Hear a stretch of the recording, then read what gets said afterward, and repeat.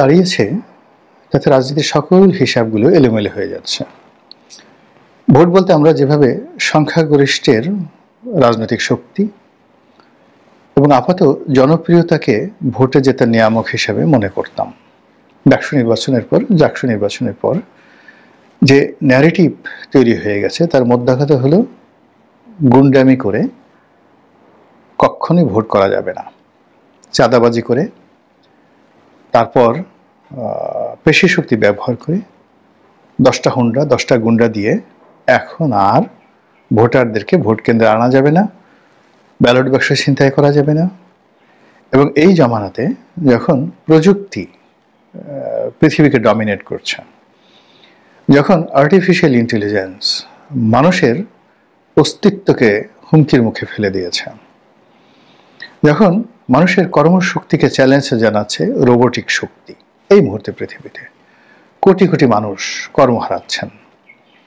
বিজ্ঞানীরা, সাহিত্যিকরা, কবি, মানে এআই যে সামনে আর্টিফিশিয়াল ইন্টেলিজেন্স এই পৃথিবীকে কতটা ভয়ঙ্কর একটি অবস্থাতে নিয়ে গেছে যেটি আমরা এখনো বসে বাংলাদেশে বসে কল্পনাই করতে পারছি না। হুবহু একজন গোলাম মোল্লা রনি, হুবহু একজন তারেক রহমান, হুবহু একজন শেখ হাসিনা, মানে তাকে এনে আপনার সামনে হাজির করা হলো একেবারে সামনে বাস্তবে। প্যান্ট শার্ট পরে গোলাম মোল্লা রনির মতো কথাবার্তা বলছে এবং আপনার সঙ্গে একসাথে বসে 3-4 ঘন্টা আড্ডা মারছে, কথাবার্তা বলছে। এরপর সে গাড়িতে উঠে হেঁটে হেঁটে গাড়িতে উঠলো এবং চলে গেল। এবং কিছুদিন পরে আপনি জানতে পারলেন যে লোকটি এসেছিল তিনি তারেক রহমান নন, গোলাম মোল্লা রনি নন, মূলত একজন রোবট। একজন রোবট এসে আপনার সাথে গোলাম মোল্লা রনি হয়ে কথা বলে গেছে। এই প্রযুক্তি অ্যাট দিস মোমেন্ট পৃথিবীতে আছে প্র্যাকটিক্যালি। মানে আমরা যে বলি না যে আমাদের স্বর নকল করছে বা আমাদের ছবি নকল করছে, বা ইন্টারনেটে একজন গোলাম মোল্লা রনিকে অঙ্কিত করে কেউ কথা বলছে, এটা পুরনো, অনেক পুরনো। বাস্তবতা হলো যে একেবারে হুবহু একটা রোবট একটা গাড়িতে করে একটা রোবট তাকে চালিয়ে নিয়ে আসলো, মানে ড্রাইভার রোবট। তারপরে এমনকি কোনো রোবট ছাড়াই এমনি অটোমেটিক চলে আসলো উইদাউট ড্রাইভার। একটা গাড়ি আপনার বাসার সামনে আসলো, হর্ন বাজালো, গাড়ি থেকে আপনি যাকে সবচেয়ে কাঙ্ক্ষিত পুরুষ মনে করলেন, ধরেন Tom cruise, Shahrukh Khan, doctor Mohammad Yunus কিংবা ধরুন ডোনাল্ড ট্রাম্প, গাড়ি থেকে নেমে আসলো আপনার বাসার সামনে হুবহু। মাই গড, হ্যাঁ, ইংরেজিতে ওইভাবে কথা বলছে, হিন্দিতে ওইভাবে কথা বলছে, ক্যা হুয়া, कैसे हुआ। এরপর আপনার সঙ্গে কথাবার্তা বললো এবং রোবট যেহেতু খেতে পারে না, সে হয়তো শুধু বললো যে আমি ফাস্টিং করতেছি বা আমি সিগারেট খাবো, বা তার কাছে যে রোবটের খাওয়ার জন্য যে ধরনের পানীয় থাকে সেই পানীয়গুলো সে খেলো, বা সিগারেট সে যেভাবে সে সিগারেট স্মোক সে করলো, ধোঁয়া উঠলো প্রচুর।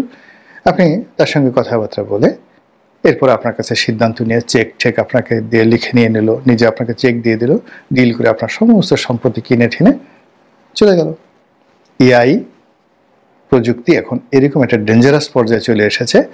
আপনারা যদি ইউভাল নোয়া হারারি, একজন ইহুদি পণ্ডিত, এই মুহূর্তে ইসরায়েলের একজন পণ্ডিত, তিনি এটা নিয়ে খুব সোচ্চার এই মুহূর্তে পৃথিবী। তার ভিডিওগুলো দেখলে আপনি বুঝতে পারবেন what is going on AI. তো সেই এআই এর যে প্রযুক্তি, সেই প্রযুক্তি আপনারা দেখতে পাচ্ছেন আমাদের ইন্টারনেটে, ফেসবুকে, টুইটারে, গুগলে। আপনি শুধু কল্পনা করেন যে আপনি রসগোল্লা খাবেন, মুহূর্তের মধ্যে আপনার মোবাইলের যে অ্যাপগুলো রয়েছে ও আপনার মানসিক অবস্থা বুঝতে পারবে। ফলে যশোরের জামতলার মিষ্টি, কুমিল্লার ছানামুখী, ফরিদপুরের খেজুরতলার মিষ্টি, এসব আপনার সামনে চলে আসবে। আপনি কোনো মন্দ ভিডিও পছন্দ করেন, মনে মনে চিন্তা করলেন যে আপনি একটা মন্দ ভিডিও দেখবেন, মুহূর্তের মধ্যে আপনার কাছে সেই মন্দ ভিডিওগুলো চলে আসবে। আপনি চিন্তা করলেন যে আপনি কোরআনের তাফসীর শুনতে চান, কোরআন তেলাওয়াত শুনতে চান, দেখবেন সঙ্গে সঙ্গে সেগুলো চলে আসছে। এই যে দেখুন, একটা মোবাইল, তার মধ্যে আপনার ফেসবুকের একটা অ্যাপ, তারপরে গুগলের একটা অ্যাপ মানে অ্যাপ্লিকেশন, সফটওয়্যার, কিংবা মেটা একটা সফটওয়্যার, এই সফটওয়্যারগুলো আপনার মনকে রিড করতে পারছে। এবং সেই রিড করে যারা এগুলো নিয়ে কাজ করছে রাজনৈতিক অঙ্গনে, তারা মুহূর্তের মধ্যে বুঝে গেছে বা বুঝে যাচ্ছে, এবং সেই অনুযায়ী তারা প্রচার এবং প্রোপাগান্ডা চালাচ্ছেন। এবং সেই প্রচার এবং প্রোপাগান্ডার শীর্ষ পর্যায়ে দুটো সংগঠন এই মুহূর্তে। এক নম্বরে আছে জামায়াত ইসলামী প্রকাশ্য, আর 2 নম্বর আছে হিজবুত তাহরির অপ্রকাশ্য। They are dominating the whole politics at this moment. They are dominating the administration, they are dominating the powerhouse, they are dominating the other sensitive organ of the state. এটা হলো রিয়ালিটি। বাইরে আপনি এনসিপি দেখেন, BNP দেখেন, তারপরে আওয়ামী লীগের ঝটিকা মিছিল দেখেন। যদি আপনি এআই নির্ভর প্রযুক্তি ধরেন, মানুষের মনকে রিড করতে পারে এবং সেই রিড করে প্রচার চালিয়ে মানুষের মনে রাজনীতি সম্পর্কে যে বিষাদ এবং বিসংবাদ তৈরি করে ফেলা হয়েছে, এটা এআই নির্ভর প্রযুক্তি নির্ভর এই দুটো সংগঠন করছে, হিজবুত তাহরির এবং জামায়াত ইসলামী। একটা নমুনা বলি তাহলে বুঝতে পারবেন। আমি যে বিল্ডিংয়ে থাকি, বিল্ডিংয়ের যে ল্যান্ড ওনার ছিলেন যারা, তো সেই ল্যান্ড ওনারের পক্ষের এখন যিনি প্রধান ব্যক্তি আছেন, তো তিনি ভদ্রলোক আজীবন বিএনপি করতেন, আজীবন বিএনপি করতেন। এবং যাকে বলা হয় আওয়ামী লীগ জমানাতে বিএনপি করা মানে বিরাট ব্যাপার, মনে প্রাণে বিএনপি করতেন, বাড়ি নোয়াখালীর দিকে। কিন্তু এই গত সপ্তাহে তার সঙ্গে আমার দেখা হলো, তিনি দৌড়ে আমার সঙ্গে কথা বলতে বলতে লিফটে চলে আসলেন। এসে তিনি যে কথাবার্তাগুলো বললেন, অ্যাবসলিউটলি মনে হলো যে জামাতের ভাষায় কথা বলছেন, এবং শিবিরের বিজয়ে তার চোখে মুখে রীতিমতো পূর্ণিমার চাঁদ মানে ঝলসাচ্ছিল। তা আমি এই যে বিএনপির একজন কট্টরপন্থী সমর্থক, আওয়ামী লীগের 15 বছরের জুলুম নির্যাতন সহ্য করা একজন মানুষ হঠাৎ করে এই গত অল্প কয়েকদিনের মধ্যে কি করে শিবিরের হলো আমার মাথায় ঢোকে না।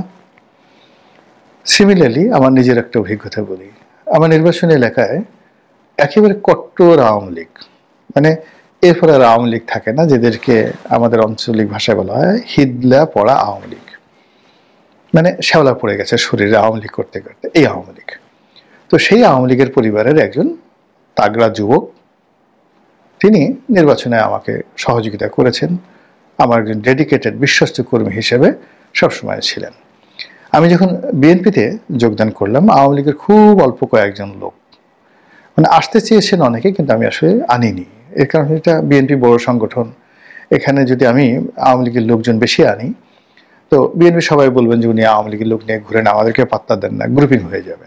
তো এই জন্য আমি আসলে আওয়ামী লীগের যারা আমার সঙ্গে আসতে চেয়েছিলেন, আমি বললাম যে দেখো বাবা, তোমরা যদি আমাকে ভোট দিতে চাও ভোট দাও, তারপরে আমার কাছ থেকে আমি যদি এমপি হই সহযোগিতা যা দরকার আমি করব, নিঃসন্দেহে কোনো সন্দেহ নেই, কিন্তু আমি তোমাদেরকে নিয়ে বিএনপি করতে পারবো না, আমি এখানে নতুন আসছি।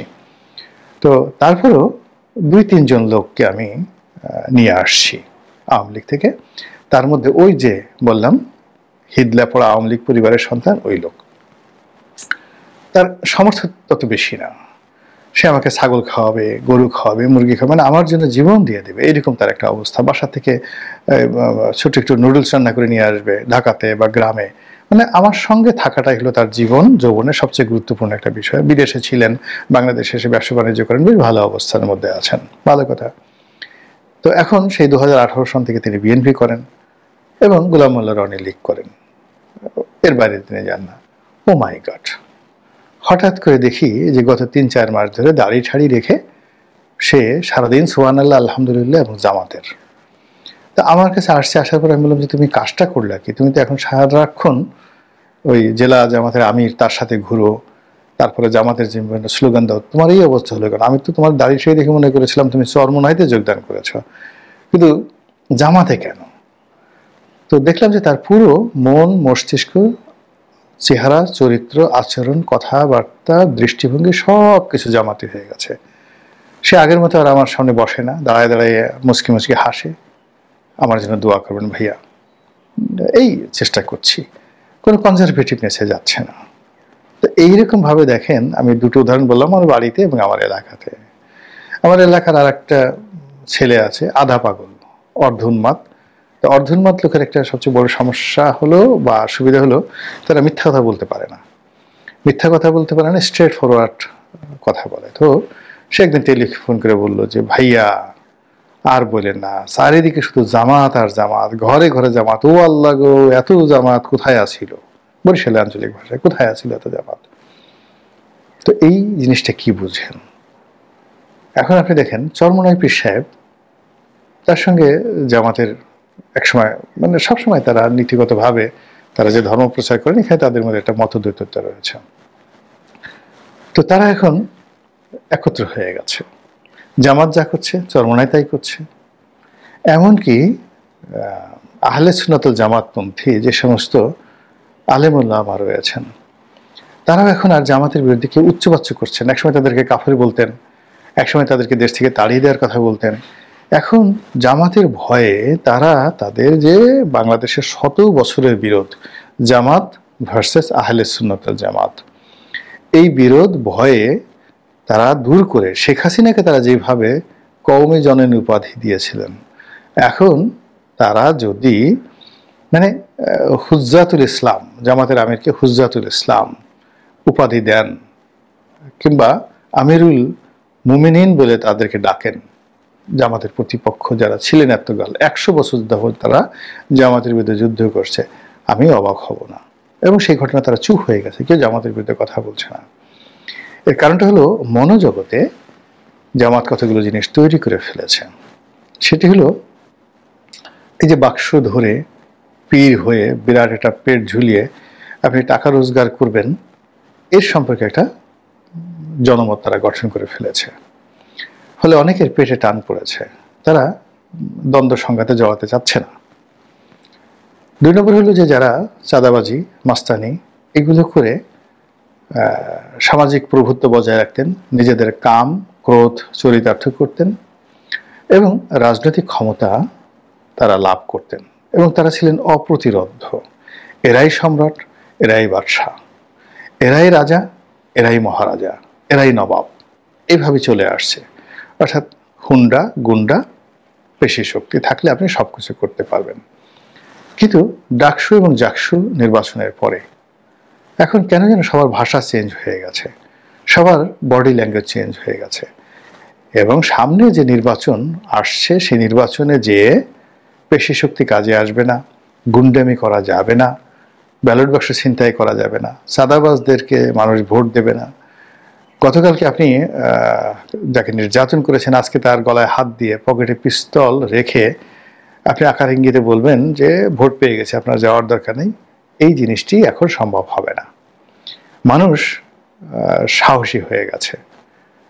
ফলে কি হলো, এই যে একটা ট্র্যাডিশনাল আমাদের দেশে যে ট্র্যাডিশনাল রাজনীতি, সেই ট্র্যাডিশনাল রাজনীতি রীতিমতো হুমকির মুখে পড়েছে। এখন এই যে নতুন প্রযুক্তি নির্ভর যে রাজনীতি, যে রাজনীতিতে ভালো ভালো ন্যারেটিভগুলো তৈরি করা হচ্ছে, আর সেই ন্যারেটিভগুলোর মধ্যে দুটো বৃহৎ শক্তি, দুটো ইসলামপন্থী, একটি গুপ্ত বেশি গুপ্ত হিজবুত তাহরির, আর একটি হলো সেমি গুপ্ত আর সেমি প্রকাশ্য জামাত। তো এই তাদের যে ন্যারেটিভগুলো তারা প্রচার করে সব জায়গাতে তাদের রিক্রুটমেন্টগুলো তারা করে ফেলেছে। মানে ওখানে আপনি দেখবেন যে আপাত দৃষ্টিতে আপনি যাকে জামাত মনে করছেন সে হয়তো হিজবুত তাহরির, আবার যাকে হিজবুত তাহরির মনে করছেন সে হয়তো জামাত। তো এই জিনিসগুলো চলছে একটা সমীকরণে। আর এক সমীকরণ হলো মূল দলগুলোর মধ্যে হিজবুত তাহরির ঢুকে গেছে, মূল দলগুলোর মধ্যে জামাত ঢুকে গেছে, এবং বাংলাদেশে যে যারা রাস্তায় আছে তাদের সবার মধ্যে তাদের এজেন্ট রয়েছে। ফলে সব মিলিয়ে আপনি কি মনে করেন সামনের যে নির্বাচনটি খুব দ্রুত হচ্ছে, আর সেই নির্বাচনে আগের মতো সবকিছু হবে? ইলেকশন কমিশনে দেখেছেন যে তারা প্রথমে একটা নিয়ম করেছে, এবার আর পোস্টার করা যাবে না, বড়জোর কয়েকটা বিলবোর্ড টানানো যাবে, তাও বলে দিছে এই সাইজ, পোস্টার মারা যাবে না। তো কাজেই আপনি যেখানে ভালো মানুষ, এটা স্লোগান দিয়ে মিটিং করে মিছিল করে ঢোল বাজিয়ে চুঙ্গা ফুকিয়ে আগে যেভাবে করা হতো, আর নির্বাচনের আগে টাকা দিয়ে বিড়ি খাইয়ে তারপর শেষে একটা উৎসবের আমেজ তৈরি করে মানুষকে আত্মহত্যার দিকে নিয়ে যাওয়া হতো। আপনি জানেন যে হিন্দুদের যে সতীদাহ প্রথা ছিল, এটা কিভাবে একটা মেয়েকে চিতায় উঠে দেওয়া হতো, মূল কারণ ছিল তাকে মাদক সেবন করিয়ে পাগল বানিয়ে দেওয়া হতো এবং সে হাসতে হাসতে সেখানে চলে যেত। তা আমাদের রাজনীতিতে যে স্লোগান হুন্ডা গুন্ডা এগুলো তো একটা মাদকতা তৈরি করে। সামনে 10,000 লোক মিছিল করতে করতে যাচ্ছে, রনি ভাই জিন্দাবাদ, রনি ভাই জিন্দাবাদ। তা আশেপাশের লোক চিন্তা করলো যে ছোট ছোট বাচ্চা, দেখা গেল যে তার বাবারা আমাকে পছন্দ করে না, কিন্তু ওই বাচ্চার এমনই আনন্দে ওই মিছিলের সাথে রনি ভাই জিন্দাবাদ, রনি ভাই জিন্দাবাদ। এরপরে নিজের ছেলের মুখে রনি ভাই জিন্দাবাদ শুনে শুনে বাপ মা চিন্তা করে, আচ্ছা ঠিক আছে, ছেলেরা যখন রনি ভাই জিন্দাবাদ বলছে আমরা ভোটটা রনি ভাইকে দিয়ে দিই। এটা এই বছর হবে না, এটা এই সুযোগটাই এই বছর হবে না। ফলে এই বছর গোলাম মোল্লা রনি একজন ভালো মানুষ, আপনার জন্য কাজ করবে, আপনার টাকা মারবে না, এবং হি ইজ ক্যাপাবল, আপনার স্বার্থ সংরক্ষণ করার জন্য ক্যাপাবল। এটা মানুষের মস্তিষ্কে আগের থেকে যদি আপনি প্রিসেট করে না রাখেন, আগের থেকে যদি আপনি প্রিসেট করে না রাখেন, তাহলে আলটিমেটলি আপনি পারবেন না। এবং ওই যে ডক্টর মোহাম্মদ ইউনূস বলেছেন যে তিনি রিসেট বাটনের চাপ দিয়েছেন, আসলেই রিসেট বাটনের চাপ দেওয়ার ফলে অনেক